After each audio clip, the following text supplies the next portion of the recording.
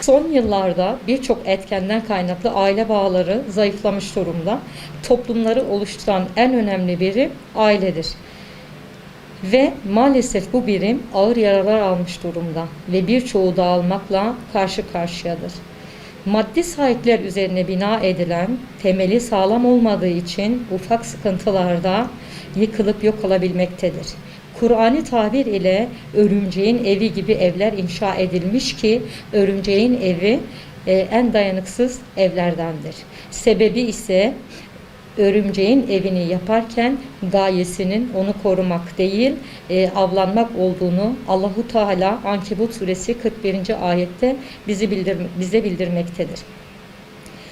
Günümüzde de birçok zorluklarla kurulan ve birçok zorluklarla oluşturan aileler maalesef işlevlerini yerine getirememektedir.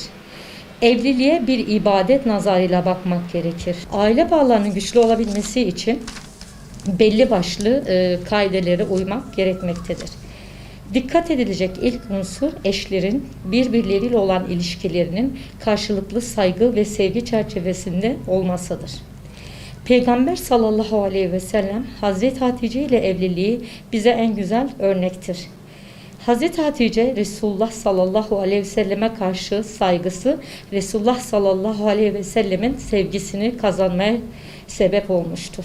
Manevi sahipler üzerinde kurulu bu evlilik çekilen tüm sıkıntılara rağmen hiçbir zaman yara almamıştır. Hazreti Hatice'nin vefatından sonra bile Resulullah sallallahu aleyhi ve sellem eşini saygıyla, sevgiyle almıştır.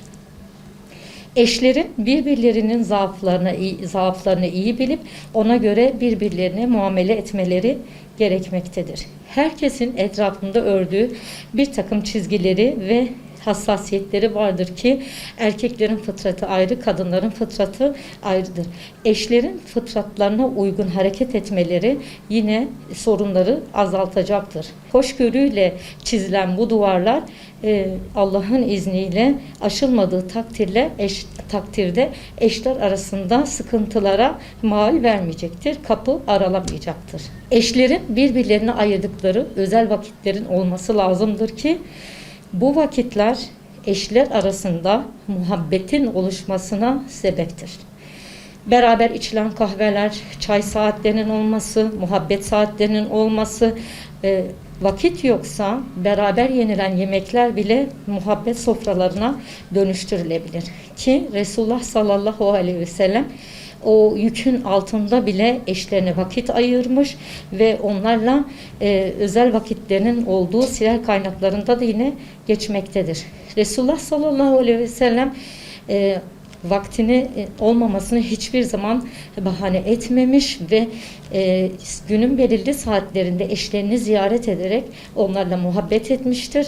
Sıkıntılarını ve dertlerini de dinlemiştir. Özellikle sosyal medya üzerine vurgu yapmak istiyorum ki eşler arasındaki en büyük uçurumu bu sosyal medya oluşturmaktadır. Dijital çağda yaşıyoruz amenna ama Allah'ın bize vermiş olduğu en büyük nimetlerden biri olan zamanımızı heba etmekle birlikte hem evliliğimiz yara almakta hem kulluğumuza da yine aynı şekilde zarar gelmektedir ve kulluğumuzda ve tüm hayatımızda etkilenmektedir.